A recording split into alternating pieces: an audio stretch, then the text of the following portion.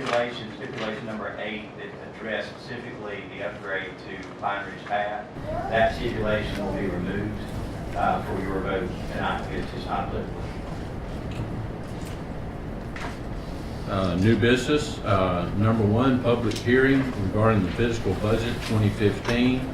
I'd like to ask a couple of people to speak. Mike Jones, would you speak as a county administrator? And then Tabitha, would you add some comments before we open up for the public hearing?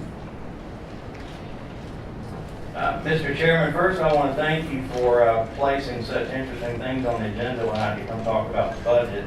We have airport bonds and moratoriums and zonings, and it always makes it a little bit challenging. It's called combat pay. This will come up in just a second. What I wanted to do was take an opportunity to go through the composition of what a county budget looks like. So kind of rip it apart and take a look at the components that go in it. This will work better when I connect it up. Okay. We've not done this in the past. What we've done in the past is provide all the background and the specific dollars in all these places. But this year we wanted to spend a little more time to go through it. I'll be as brief as possible. And then when I'm done, Tabitha Pollard, our finance director, will be available to answer questions that are specific to this budget. When we start talking about a county budget, I pick the first 24 terms that comes up. And you have to understand what each one of these things mean and how they're related to each other. Some of them are revenue, some of them are expenditures, some of them are pieces of revenue and pieces of expenditure. Some of them are budgeting items, and some of them are assessment items. But all of these things, it's important to understand what the definition of each one of these things are. These are the variables where this is where you start when you start talking about a county budget. So once you understand what all these things mean, budgeting is easy.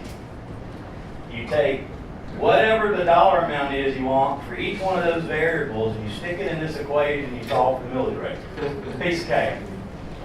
I mean, I make light of that, but let's start back at what a tax dollar is. That's really what we want to do here. So most of the emphasis on county budgets has to do with tax dollars. So let's follow a tax dollar.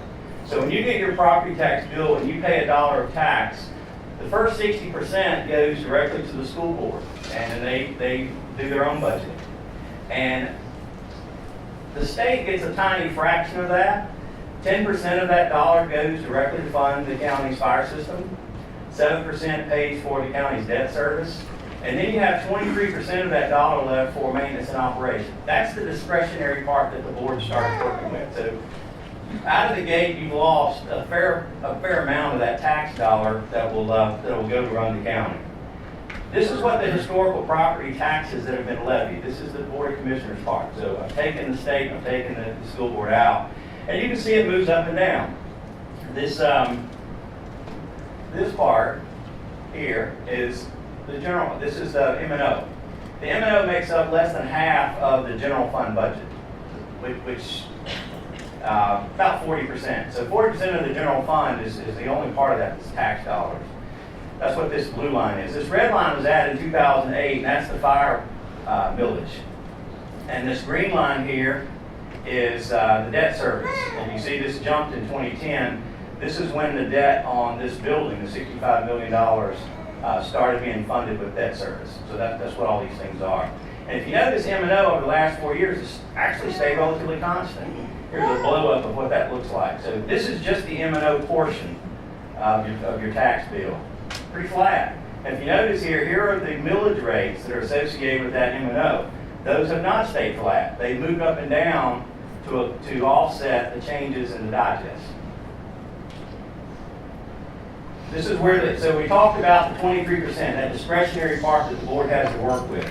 If you take that 23% and you say, all right, that 23% of that tax dollar is 23 cents.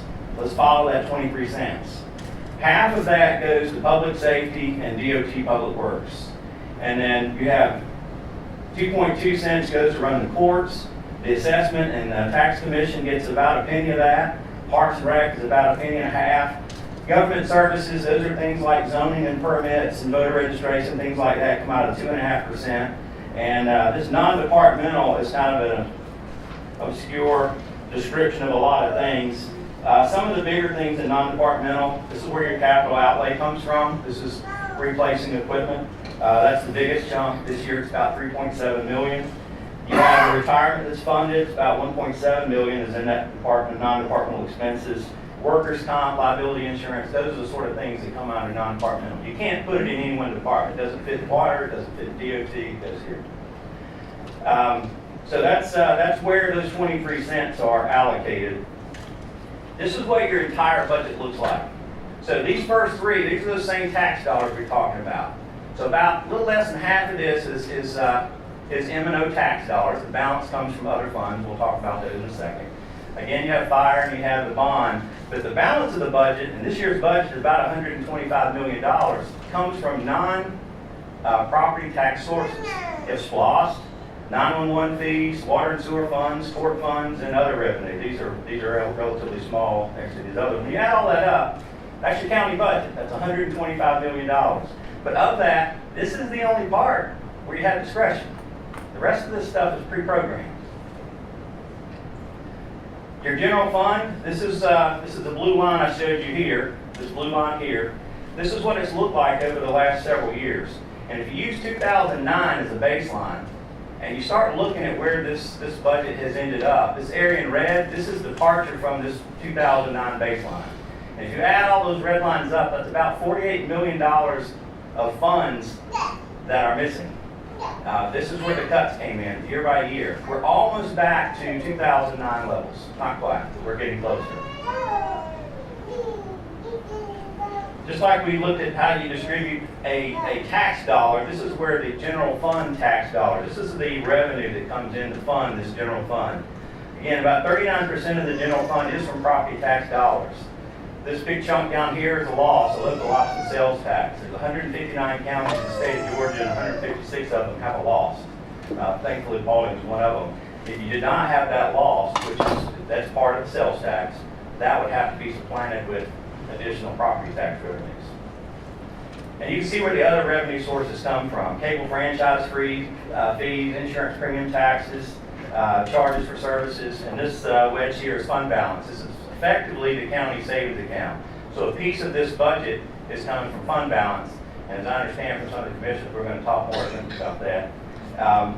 Again, I said the budget was $125 million. Well, that means there's a lot of opinions on how that money gets spent, as there should be. There should be discussion on the budget. The chairman has proposed a budget, as he does every year by June 1st, and then we all collectively, department heads, commissioners, do our very best to make sure those dollars are spent where they're needed the most. That's all I have for you. Tabitha is here to go over FY 2015 proposed budget and respond to any questions that you have.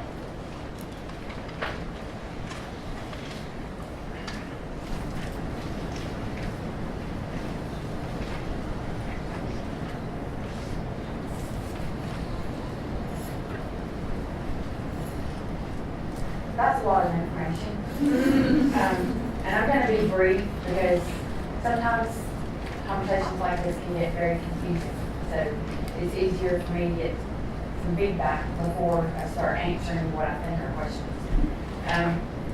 This year's budget does use an amount of fund balance in the amount of $3,698,537. Most of this, well, if you look in the budget, there's the capital projects page. Some of that's to replace some equipment, projects that we made that have been discussed that are going to come up throughout the year. Those funds are budgeted in that $3.6 million, and the rest are operating. As you know, most of our expenses are personnel and benefits. We do not have in the requests that we received. Operating expenses among departments stayed pretty consistent because we all know where we are, and we're trying to grow, and we're trying to restore back to what we were doing pre-2009 when the digest started to be reduced. And just so you know, the value of the meal, which that's if you took all of our digest and assessed it at 40%. and you divided that by 1,000, and then you multiply that by the millage rate. So when you divide it by 1,000, the value of a mill in 2009 was $4 million, and the value of a mill for the 2015 budget year, 2014 digest, is $3.2 million. So our digest, we're still suffering from some of those reductions. We're not completely back yet, but we have worked with military to try to balance that and find the actual cost of government is what we're doing. So unless you have any questions, I will stop. We ask our questions before the public hearing or after?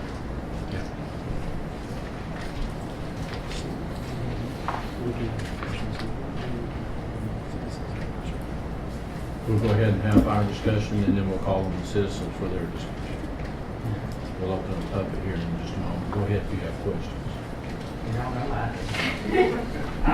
one thing, if we're using roughly $3.7 million of fund balance, which of that 3.1, I believe, is going for the state patrol office and the driver services budget. So it's about $1.6 million of capital expenses that prior to the recession, we've used normal operating funds. So, in other words, I know we went through years past, which I sent an email that I felt like, of course, that ship's already sailed, but that we should have not rolled the millage rate all the way back. And I understand the logic behind it. What I would like to propose is that going forward, as I understand in coming up the value of the digest, we subtract out homestead exemption. Correct. Okay. Many counties around us have an expanded homestead exemption.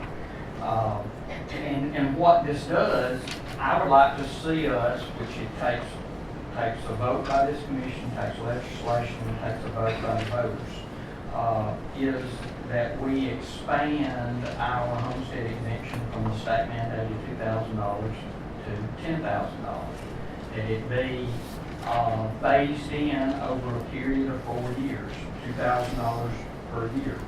To give you an idea of what that does, every $2,000 would, now it only applies to you living in your house. If you're renting this house, or I own a house that's a rental house, I don't get homestead exemption. So homestead exemption is a tax break to the homeowners and citizens that live, some work, but pay taxes based on that.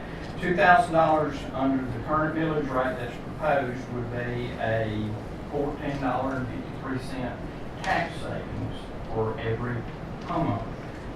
That doesn't sound like a lot, but if you multiply times the number of homestead exemptions that were filed in 2012, that's $526,871. But what this does is, instead of rolling back the millage rate as that homestead exemption comes up, you're giving tax breaks to the residents, to the homeowners, to the people that are paying taxes on their home. To me, this is a better method of giving some of this back, which is what we said all along. In other words, as we raise the millage rate to keep that income level that Mike showed us, we said we'd roll it back, we'd give it back. That's where the mistake would be if we didn't. Well, what this would do, and this is there forever. If we install this $10,000, this is not something that a future commission 4 years from now can take away. In other words, this is something, and the citizens have a voice if we pursue this. And I'd like to see us move forward with that by adopting a resolution that would ask the legislation, and I'm not going to ask you to adopt it today, but asking the legislation to adopt a resolution that we extend our homestead exemption. And this is only on M&O. In preliminary discussions that I've had with our tax commissioner and our county attorney, we can choose what it goes to. It doesn't go to fire, it doesn't go to bond debt service, just like M&O, or just like homestead exemption doesn't go to debt service now. Doesn't affect the school board. School boards is their decision. This only affects that little 23% that Matt talked about. Couple of questions. What other counties are doing this? Let's see, Henry County has a $20,000 homestead exemption. Fulton County, I believe, is $30,000 homestead exemption. I'm not sure about Douglas County, and those are the ones that I pay taxes in and are aware of. So if our services to the county were to stay the same, would not that require taking more out of the fund balance? Not necessarily, because same thing this year. Your rollback was based on overall revenue staying the same. You reduced your millage rate in order to keep revenue staying the same. Homestead exemption is backed out of that, so that would lower what the mill would give, is what you calculated on. That's right, it would lower one. A mill, just for the record, a mill, last year was worth 2.8 million. A mill this year, is worth 3.1 million. Just for the record, so. And those numbers, let me put this up here, I don't know if you'll be able to read this or not, I'll try. It's pretty small. Okay. Okay, the numbers that are being discussed. But if you look at this first section, so my fingers over that top section, where you have the reduction, those are the exemptions that Thomas mentioned that would increase. So you would take your gross, and then your exemptions would increase by a larger amount to give you a lower net. There was approximately 36,000 homestead exemptions filed in 2012. That lowers that 3 million or 3,200,000. Yeah, it would lower it By the amount of Right, by the the reduction amount. or the exemption. I don't know about Henry, but the other two are experiencing a pretty substantial tax increase this year. I don't know their planning process, what happened there, but it did, they are advertising tax increases. And it does sometimes get confusing because we do have, you have an increase to either side of the equation. You have an assessment, and then you have your millage rate. And those two have to multiply by each other to get your taxes due. Well, overall, because we don't go by each individual bill, but overall, we take our total assessment, multiply by our millage rate. If it shows that we're gonna collect more than we collected last year, then that's a tax increase. Either side of the equation can improve. If one side is reduced, then you can increase the other side, and it doesn't, as long as the end result doesn't, result in a tax. Just like in years past, we raised the millage rate, but revenue did not change. Yes. And Well, that's I mean, in some of the years that Mike showed, we raised those millage rate in those years, but the revenue didn't change. correct, because I think overall our digest for the past few years has been reduced by 40%. Our digest increased 14% this year, correct? Of that, there was a portion that was new construction. What an increased homestead exemption does is the people that are here, it gives them the break. You still pick up the new construction. That's how you increase. That's certainly up for more discussion. Any other comments to Tabitha before we open up the public hearing? I got a couple more. Okay. The library budget, which this year their proposed budget, I believe, increases by $200 and something thousand, $100 and something thousand is due to personnel costs, which that's actually, most of that is hit us from last year's budget because they was delayed hirings, which is something we've done in this year's budget. In many areas, there's delayed hirings, and which that helps this budget, helps it make it look better. But come next year, our delayed hirings planned in this budget, there'll be some $200,000 that the budget's not automatically increase when you put those people on for a full year. That's part of her increase. The other part is a $100,000 request for books. Now, as I understand what's been done in the past, she bought books based on what the state, West Georgia Library, whatever it is, gave us. You were concerned that you were going to get nothing this year, so you requested $25,000 per library, $100,000, or maybe it was. It's a different breakup. But ultimately, roughly $100,000. But you since found that the state is going to award us $33,000. One question I got is, in the past, these books, were they part of her budget and then the grant offset it? Is that the way this will be done? In the past, we have not received grants for books. We've actually, or to my knowledge, now West Georgia Regional may have received a grant and they may have provided us with books. And if they did, it takes me out of the equation, so I don't have that information. In this case, is that what's happening, or is West Georgia going to get the grant to buy the books, or are we going to expend that? This is funding for the libraries to purchase those books. They purchase those through West Georgia Regional through their program. It's just to add to the supplement that they get from West Georgia through the state. Okay, so we don't actually have, we're not going to receive a check for 33 and then write a check for 33. We just don't get. Right. We got a charge account. How about that? There you go. Okay. We have given $25,000 to West Georgia Regional for books for all the libraries in the past. And what is it for Grace Mountain for 4 libraries, because we haven't increased that since we had it.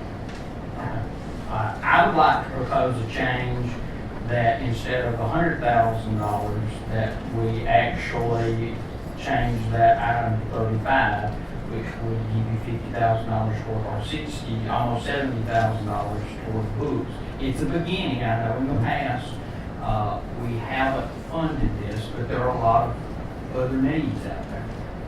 You know, we have, books are important, but roads to drive on, I know, we delayed paving on roads. We had to. I know under this year's budget, it would take 36 years in order to repave all the 950-something miles that we have.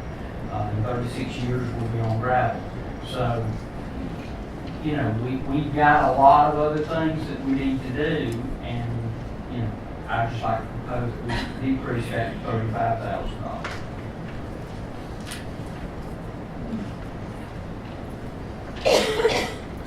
Any other? Not that it has anything to do with us, but the school system's getting 2,500 new computers this year. They do a lot of their work on computers instead of books now. And they'll have a total of 11,000 computers in the school system. So if we did trim back the library a little bit, I know that other people use the library too, but we've got a lot of libraries in our schools, and basically 11,000 computers also in the schools. Another budget item that I had put comments on was the line item for the airport. I know the budget for next year is $303,000. We've already spent $422,000 in the legal bills that the airport has incurred, which I think is the last count I had about $140,000, $150,000. If we're going to continue with funding an airport department, we know that $300,000 not going to make nothing. I mean, because we will can stop. You know, 2 things. One is we need to strongly look at what it really going to take to fund it. Now, which brings me to my, I guess, issue that I've had since day one, since on, August the 12th, I think it was, in 2008, that I had to vote on my first budget, after being sworn in 5 days earlier. And it came to the realization that the only vote I had to the airport was money. I don't, the way it's set up is the airport authority operates the airport. Okay? Not saying good, bad, or indifferent about that. It's the facts. They don't vote on money. They don't have the issue of money. I mean, it's the way it's set up. We're the only ones that have the issue of money. So we vote to spend it, or either we approve it, that it's already been spent. What I would propose that we need to make changes in that system. This is something Blake and I have talked about. We fund currently the IDA, and have always funded it through a intergovernmental agreement. We write a check once a quarter, right? Yes, sir. I would propose that we shift to that with the airport, that we do away with the airport department, that the airport hire its own executive director, or they move from the airport department to the airport, that the airport authority we enter an intergovernmental agreement that we give them the responsibility for money and the airport. I mean, if you're giving them the decisions about the airport, they should have to look at and make the decisions about the money also. It makes a whole lot more sense. I mean, because he who controls the money controls things. But if you've already spent it or committed the county to it, what other options do you have? Now, I don't know what anybody else thinks about it, but that's my opinion. Basically, you're saying, come up with a budget that you're gonna give the airport and allow them to run on only that budget. That's correct. Don't fund them anything else. I mean, as Commissioner Carmichael said, that there can be things such as a tornado come through and wipe out something. That's a different story. Or in the case that the instance that caused the airport authority to actually file for the environmental agreement to expand what they call the terminal modular area, or whatever it's called, was we were entertaining a company that the state brought in that would generate some 1,500 jobs. I'm not saying that in some cases that you're not going to have to, but as far as daily operations, I would suggest we enter into an intergovernmental agreement. We agree on their budget, we agree on a plan, and move forward. Give them a check and once a quarter, and if they sustain legal bills, I mean, it's their decisions to make. Well, the legal bills are unknown, are for the most part unexpected. I wouldn't really equate it to a tornado, but it's not anything that you can plan on. I understand, and they could come back and request more, but, I mean, you realize that the FAA suit cost the citizens of Paulding County, we paid bills for $80,000 for that one suit. No vote, no nothing, it was approved, which nothing was done wrong. I'm not saying anything was done Let's just say, wrong, Richard, but decisions were made to hire that attorney without the decisions on money. There was no talk of money. But this is going to be higher. I have a problem with seeing and they have talked at it, but ultimately, it's part of your budget.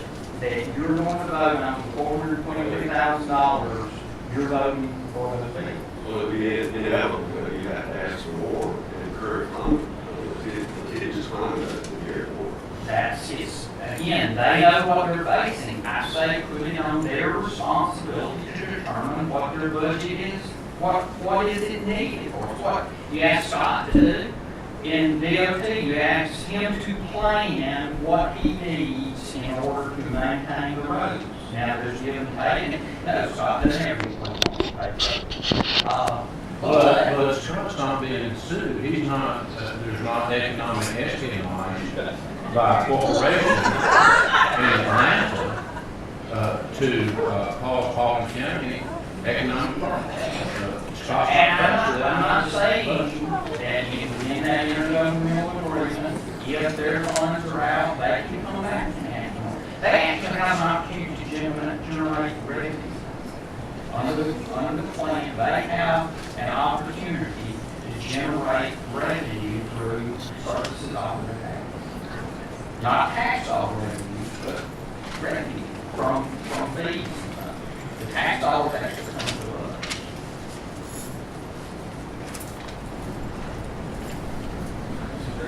I've listened to your comments, and I'm wondering, there were two steering committees that were created some few weeks ago, some months ago. One was specific to the IBA, and one was the airport authority. Is this a proposal that steering committee is considering, and so would that come back to us in the form of guidance? I don't know. I know the IBA is not, that's not part of the IBA. I don't know about the airport. But ultimately, even those steering committees, if this board does not vote for it, it won't happen. Those steering committees are recommendations, okay? And unless the majority of this board goes along with it, those recommendations will not happen. Now, whether we pursue it, I'm just saying, we gotta have this discussion. We got to change something, and it's within our powers to do this.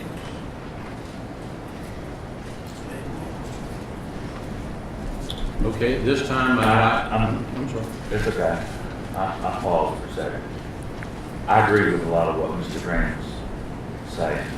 The problem I have is when you're running your own business and when you're running your own home, whatever your budget is, that's how you make decisions on what you do. And if you decide to fight a battle or get into a battle, you got to decide that you're going to be spending some money. And so I understand where Mr. Carmichael's coming from, and I understand what Commissioner Graham's proposing, and I agree with a lot of what you're saying, Tommy.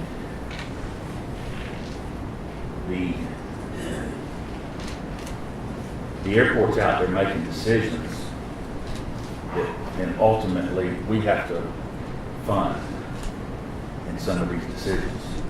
And to me, that puts us in a bad spot. We're accountable, and this Board of Commissioners, I think it's good what we're doing with the steering committees. However, I think that what we did was we put citizen steering committees together because this board would not get together and discuss these issues and make some of the tough decisions that needed to be made and have needed to be made. I don't know if I'm in agreement of 100% of what Mr. Graham said, but I think we need to have the discussion, we need to make some changes, and I'm not for having any authority that goes out and does anything against the wishes of the citizens. And I'm not for having any authority that we support financially in any way or we appoint that's out doing things that the citizens aren't aware of. So however, we need to fix that to where any authority that we have I completely understand that sometimes we're private to bring businesses in, but to do something that citizens have voted on and do something that citizens have spoken on and do something against the promises that were made, I'm not in support of any authority that we have to fund or we have to support or we appoint people to do that. I don't think that's right. I do think we need to have this discussion, and I do think we need to make some changes to get things in the right direction. And Tommy's right. They're choosing who they want to go attorneys and how they want to spend to fight the battles that they're in. They got themselves in those battles. They absolutely did not. There were ponds used by Delta to sue this county. Please, waste your move. And so if you ask some of those defendants, they will say that it didn't cost them anything, so they just went their name. Well, who's paying for this? We're paying for it in the form of having to hire attorneys to fight this case and tell you how successful they are. Excuse me, I asked you. You got a Supreme Court that ruled 6-0 in favor of this county. You had a Superior Court that ruled unanimously for this county. So it's not like we're going forward and trying to make things up and make it happen. We've just been a defense here and won both those cases. So, you know, it's a difference of opinion, but we have a $50 million asset. And some people would like to see it landed in pennies. I'm saying that we can use that. Mr. Purdy's here. Their intentions were to make this an economic engine, and it could be, if we were all behind this, to make it happen. This is not the second Hartsville Airport that you can just cheer to believe. It's only a small commercial item to be added, so we can bring an MRO to do maintenance and operations. So, you know, sitting on that board and you know, you got 4 or 5 different lawsuits that are brought to you because a company can afford to do that, and it's filling them out to them, but to me, it's huge. And I'm not, in my comments in any way, I'm not saying that airport authority or people on it. I'm just trying to achieve changes to me that make more sense. We should have a discussion in if you should be sued, but ultimately, day-to-day operations, you know, the money and the decision should go together. So, in order to move this along, what I'm hearing from what's your name back now? The airport authority committee steering committee, which Dave and Todd, I guess I would ask y'all then to, you know, have your committee look at it. If we as a group don't want to move that way, to have your committee look at, okay, should the funding be where the decisions are? And if so, you know, how can you make that happen? Well, they're tackling this with great fervor, and they're meeting every Thursday night after every board commissioner meeting. Very qualified, quality-driven individuals, business and some aviation background. So they tackle it strongly, and are looking forward to making recommendations to the board. But there's certain, and you know, we have a discussion about what you have to set up. But all I'm saying, what I'm bringing out is there's unknowns. If your family as part of your house burden, you have insurance, but you can think of scenarios where it just goes beyond, like Mr. Pannell said, what you can plan for. I understand. As far as the wishes of people, people that call me